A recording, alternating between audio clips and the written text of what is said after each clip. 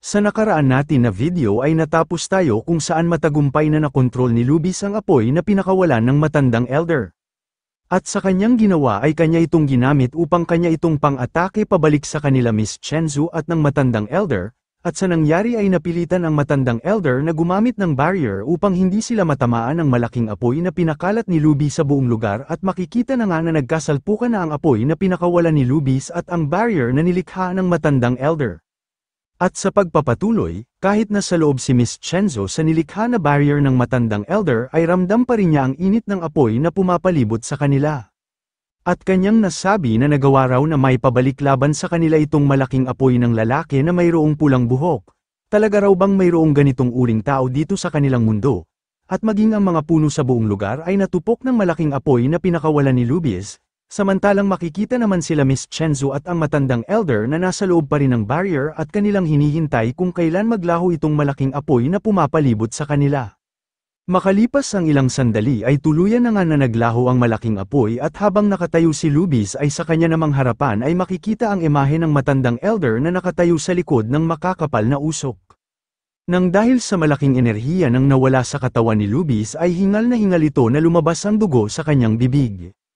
At habang ito ay nakatayo ay seryoso naman niyang tinitingnan ang kinaroroonan ng matandang elder at ni Miss Chenzu. Sinabi pa sa kanya ng matandang elder habang muli na namang naghahanda ng spell upang pang-atake kay Lubis, na dito na raw siya magwawakas, sabay itiniklop ng matandang elder ang kanyang isang kamay na mayroong asul na aura, at sa nangyari ay nagulat si Lubis na nakaramdam ng pagkabahala dahil bigla na lang lumitaw sa kanyang harapan ang spell na nilikha ng matandang elder, at sabay-sabay itong nagpapalabas ng mga kadena sa kanilang gitna upang patamaan si Lubis. Dahil wala ng lakas si Lubis na kanyang maiwasan ang mga kadena ay tuluyan na nga itong tumama sa kanyang likod, at napasigaw na lang ng napakalakas itong si Lubis sa sobrang sakit sa kanyang nararamdaman dulot ng mga kadena na tumama sa kanyang likod, at mas lalo siyang nainis dahil maging ang kanyang isang kamay ay tinamaan ng kadena at ito ay nagdulot upang limitado na lang ang kanyang galaw. Pero kahit na ganoon ay walang takot pa rin si Lubis na umatake papunta sa kinatatayuan ng matandang elder, pero napatigil si Lubis sa kanyang pagtakbo at muli na naman itong napabulwak ng dugo sa kanyang bibig, sambit pa sa kanya ng matanda na siya raw ay nahulog sa kanyang sariling kamatayan, talagang isa siyang baliw. Kahit nahihirapan ay pinipilit ni Lubis ang kanyang sarili na makalapit kung saan naroroon ang dalawa upang kanya silang bigyan ng malakas na suntok. At kanyang binuhos ang kanyang buong lakas upang makahakbang man lang upang makalapit sa kanyang kalaban, na kanya silang sinigawan na kanya raw silang papatayin, pero napatigil naman si Lubis sa kanyang pagsigaw dahil biglang itinutok sa kanyang noo ang daliri ng matandang elder, sa ginawang pagtutok ng daliri ng matandang elder ay hindi maalis ang tingin ni Lubis sa kanya. Sinabi pa sa kanya ng matanda na tamasahin na raw niya ang kanyang huling hininga dahil ngayon na siya mamamatay. Matapos banggitin ng matanda ang salitang iyon ay tuluyan na nga niyang pinasabog ang ulo ni Lubis gamit ang mahika galing sa kanyang daliri, ngunit sa hindi inaasahan ng matanda dahil hindi tuluyan na sumabog ang ulo ni Lubis bagkos nagkaroon lang ito ng bukol sa kanyang noo na bahagyang nawala ng malay. Sa nakita ng matanda ay muli na naman siyang naghanda ng isa pang pag-atake upang tuluyan na niyang wakasan ang buhay ni Lubis. Nang dahil doon ay makikita ang mga tuhod ni Lubis na ito ay nanginginig. At nagtanong si Miss Chenzo sa matandang elder na kung talaga raw ba napatay na ang lalaki na mayroong pulang buhok sa pagkakataon na ito. Paliwanag naman sa kanya ng matandang elder na hindi pa raw siya nakakita ng isang tao sa kanyang buong buhay na nagawang makaligtas matapos matamaan sa ulo ng ganoon na pag-atake. Sa paliwanag ng matandang elder ay nakaramdam si Miss Chenzo ng pagkatuwa na nagpapasalamat sa matanda dahil ligtas na raw sila. Tugon naman sa kanya ng matanda habang naglalakad papaalis na ngayon raw ay matagumpay na niyang naalis ang masamang banta sa buhay ng kanyang kamahalan kung kaya maaari na raw silang dalawa na umalis para sa iilang mga gawain. Nang magpaliwanag na sana ang matandang elder kung bakit niya sinundan ang prinsesa ay napatigil ang matanda sa kanyang pagsasalita na nakaramdam ng matinding pagkagulat, dahil pala nakita niya si Lubis na nagpapalabas ng malakas na aura sa kanyang katawan. At nasabi na lang nitong matanda ng kanyang nakita si Lubis, na kung ano raw ba itong malakas na kapangyarihan ang dumadaloy sa buong katawan nitong lalaki na mayroong pulang buhok, at makikita sa noo ni Lubis na mayroon itong pinalabas na maliit na bilog na enerhiya. Kasabay nito ay bigla na lang itong sumabog, at makalipas ang ilang sandali ay binalutan ng pulang enerhiya ang buong katawan ni Lubis, Nang nakita ng dalawa ang pulang enerhiya na bumabalot sa buong katawan ni Lubis ay masyado silang nagulat at napatanong si Miss Chenzo sa matanda na kung ano raw ba itong bilog na enerhiya na kanilang nakita. Sagot naman sa kanya ng matanda na hindi raw niya alam, dahil ito pa raw ang unang beses na nakita niya ang ganitong bagay. Ayon pa ng matanda na sa kanyang nakita ngayon kusang pinapagaling ng pulang enerhiya na pumapalibot sa lalaki na mayroong pulang buhok ang kanyang mga pinsala sa katawan. At napapatanong na lang siya na kung paano raw na ang ganitong bilog na pulang enerhiya ay nagkaroon ng sariling kamalayan. Kinakailangan raw niyang subukan na muling atakihin itong enerhiya upang tumigil ito sa pagpapagaling nitong lalaki na mayroong pulang buhok.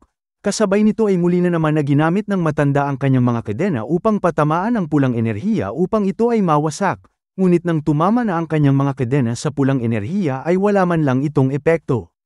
Sa nakita ng matanda ay hindi siya makapaniwala dahil masyado raw itong matigas, kahit itong kanyang chain spear ay hindi man lang magawa na makapasok nitong pulang enerhiya na bumabalot sa lalaki na mayroong pulang buhok. Nagtanong naman sa matanda si Miss Chenzo na kung anong uri raw ba na tao dito sa kanilang mundo itong lalaki na mayroong pulang buhok. Ayon naman sa kanya ng matanda habang seryoso nilang tinitingnan si Lubis na binabalutan ng pulang enerhiya na hindi raw niya alam dahil maging siya ay hindi niya maipaliwanag ang mga nangyari. At habang patuloy nilang pinagmamasdan ang bilog na pulang enerhiya ay maririnig naman sa loob nito ang kakaibang boses, na sabi na lang ng matanda na bumalik na raw ang tibok ng puso ng lalaki na mayroong pulang buhok.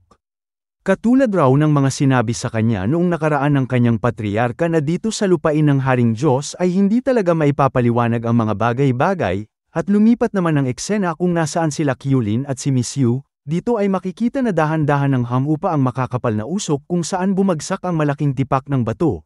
Makikita din dito na ginamit ni Kyulin ang kanyang kasanayan na kanyang nakuha galing sa wild yak upang silang dalawa ay makaligtas sa pagbagsak ng malaking bato galing sa kanilang itaas. Habang patuloy pa rin na ginamit ni Kyulin ang kanyang kasanayan na kanyang nakuha sa wild yak ay makikita pa rin na mahigpit ang pagyakap ni Kyulin kay Miss Yu. Si Miss Yu na nakakita sa ginawang pagligtas sa kanya ng ating bida ay masyado siyang natulala na masyadong nag-alala sa kalagayan ni Kyulin, dahil nakita niya si Kyulin na lumabas ang maraming pawis sa kanyang mukha na kanyang iniinda ang malaking pinsala sa kanyang katawan kahit ginamit pa niya ang kanyang kasanayan na kanyang nakuha sa wild yak. At makalipas ang ilang sandali ay dahan-dahan na nga na naglalaho ang imahe ng wild yak na ipinalabas ni Kyulin. Matapos maglaho ang imahe ng wild yak ay halatang masyadong nahihirapan si Kyulin sa kanyang pagtayo dulot ng maraming enerhiya ang nawala sa kanya at sabayan pa ito ng kanyang mga natamo na malaking pinsala sa kanyang buong katawan. Sa nangyari ay napabulwak na lang si Kyulin ng kanyang dugo sa kanyang bibig at napasigaw siya ng napakalakas dulot ng kanyang mga tinamo na malaking pinsala sa kanyang katawan. Makalipas ang ilang minuto ay hingal na hingal si Kyulin na kanyang iniisip na sa wakas raw kanyang nagamit ang wild yak upang makasurvive. Ngunit itong kanyang katawan ay malaki ang nasira, samantalang si Miss Yu naman ay nagtanong kay Kyulin na kung nasaktan raw ba siya. Sabay dali-dali na bumangon si Miss Yu dahil kanya raw bigyan ng healing magic ang katawan ng ating bida. Hindi naman sumang-ayon si Kyulin na bigyan siya ng healing magic ni Miss Yu dahil nagamit na raw niya ang kanyang lahat na mana noong kanyang binigyan ng healing magic ang kanyang dating guild leader. Kung pipilitin raw niya ang kanyang sarili na siya ay bigyan ng healing magic ngayon ay baka yun pa ang magdulot upang siya ay mamatay. Pahabol pa na sabi sa kanya ni Kyulin na ayos lang raw siya dahil ang kanya munang gagawin ngayon ay tingnan ang kalagayan ng dalawang magical beast. Sa sinabi ni Kyulin ay natulala si Miss Yu na kanyang binanggit ang pangalan ng ating bida dahil pakiramdam niya sa kanyang sarili na wala raw talaga siyang kwenta sa mga ganitong sitwasyon. Iniisip naman ni Kyulin na sa ngayon raw ay isa lang siyang stage 4 wizard at ang mga sacred level magical beast ay nasa antas na ng peak of 9 stage na ang kanilang mga lakas. Kahit hindi niya kayang kunin ang kanilang mga kasanayan ay hindi naman mabilang ang kanyang makukuha na mga treasure galing sa katawan ng sacred level na ang magical beast. Kinakailangan raw niyang bumaba doon upang matingnan ang kalagayan ng dalawang magical beast na naglalaban kanina, at nang pagtingin ni Kyulin sa dalawang sacred magical beast ay nakita niya na itong dalawa ay nag-aagaw buhay. Nasabi na lang ni Kyulin na itong dalawa raw ay parehas na natalo, nakita din niya itong manticore na ito ay mamamatay na. Nang tuluyan ng nawalan ng buhay ang manticore ay mapapansin naman sa bibig nito ay mayroong kulay berde ang dahan-dahan na lumabas. At nang tuluyan na itong nakalabas ay mapapansin naman na ito ay isang maliit na nilalang na mayroong buhay, Si Kyulin na nakakita sa nilalang na lumabas galing sa loob ng bibig ng Manticore ay agad din naman niyang nakilala kung ano itong nilalang ang lumabas sa bibig ng Manticore, dahil ito raw ay ang lumilipad na buto. Hindi raw niya inaasahan na itong Manticore ay mayroong lumilipad na buto sa loob ng kanyang katawan.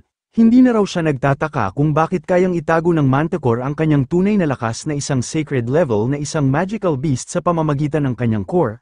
Ito ay dahil sa lumilipad na buto na nagtatago sa loob ng kanyang katawan. At dali-dali na nga na tumalon si Kyulin upang kanyang hulihin ang lumilipad na buto na papaalis na sa lugar. At nang nakalapag na sa ibaba si Kyulin ay kanyang iniisip na ang abilidad raw nitong lumilipad na buto ay kaya niyang itago ang tunay na antas ng kanyang host sa pagiging mababa. Kapag kanya na raw mahuli itong lumilipad na buto ay itong mga beast na matagal na niyang pinapangarap na makuha, ay maari na niyang makuha ang kanilang mga kakayahan sa pamamagitan nitong lumilipad na buto. At dali-dali na nga siyang tumakbo dahil hindi raw niya hahayaan na ang lumilipad na buto ay makakatakas sa kanyang mga kamay. Nang bahagya ng nakalayo ang lumilipad na buto sa katawan ng Manticore ay sa kanya naman likod ay mabilis na tumatakbo si Kyulin, at nang paglingon ng lumilipad na buto sa kanyang likod ay laking gulat niya dahil nakita niya ang ating bida na mabilis na tumakbo upang siya ay hulihin. Dali-dali din naman na ipinalabas ni Kyulin ang kanyang Divine Core dahil kinakailangan raw niyang makuha ang kasanayan nitong lumilipad na buto. Matapos doon ay hinanda na ni Kyulin ang kanyang sarili upang tumalon sa kinaroroonan ng lumilipad na buto. At biglang lumitaw si Kyulin sa harapan nitong nilalang at agad niyang hinawakan ang ulo nito upang siya ay makakuha ng panibagong kakayahan. Pero sa sumunod na nangyari ay laking gulat ni Kyulin sa kanyang nakita. Si Miss Yu nga nanonood sa ginagawa ng ating bida ay napasigaw na lang siya na kanyang binanggit ang pangalan ng ating bida na masyadong nag-alala. Bumalik naman ang eksena kung saan naruroon sila Miss Chenzu at ang matanda at maging si Lubies. Dito ay makikita na hindi maalis ang tingin ng dalawa sa bilog na aura kanina dahil ngayon nag-iba ang kulay nito na masyado nang nagliwanag. At nagtanong si Miss Chenzu sa matanda na kung ano raw itong boses na kanilang naririnig ngayon. Hindi naman nakatugon ang matanda sa katanungan ni Miss Chenzu dahil nakatuon ang kanyang pansin sa bilog na liwanag na dahan-dahan nga na-crack. Kasabay nito ay lumabas ang malahalimaw na kamay galing sa loob ng bilog na liwanag. Ang matanda na nakakita ay hindi makapaniwala sa kanyang nasaksihan na lumabas ang pawis sa kanyang mukha. At makikita ito na mayroong malaking buntot na tila ba ito ay isang magical beast na bagong silang galing sa itlog. At agad itong umatungal ng napakalakas na para bang gusto niyang kainin ang mga tao na kanyang nakita. Makikita ang hitsura ni Lubies ngayon ay isa ng mabangis na magical beast na mayroong masamang tingin sa kanila Miss Chenzu at ng matanda. Ang matanda naman ay mas lalong tumulo ang kanyang pawis sa mukha na hindi makapaniwala dahil itong nilalang raw na ito ay isang ferocious beast gluttony. Mayroon po akong tanong sa inyo, may nag-recap na ba nito kasi humihingi ako ng paumanhin sa lahat ng sumubaybay nitong kwento ni Kyulin dahil kahit anong gawin ko panay copyright talaga siya. Minsan 5 na beses ako paulit-ulit mag-export dahil halos karamihan ng mga pictures ay mayroong copyright, sana po maintindihan na itigil ko na ang kwento ni Kyulin, kaya balak ko sana na itong manhwa na ipinakita ko ngayon ang aking gawa ng recap upang makagawa din ako ng mabilisan dahil hindi magulo ang text madali lang maintindihan. Maraming salamat.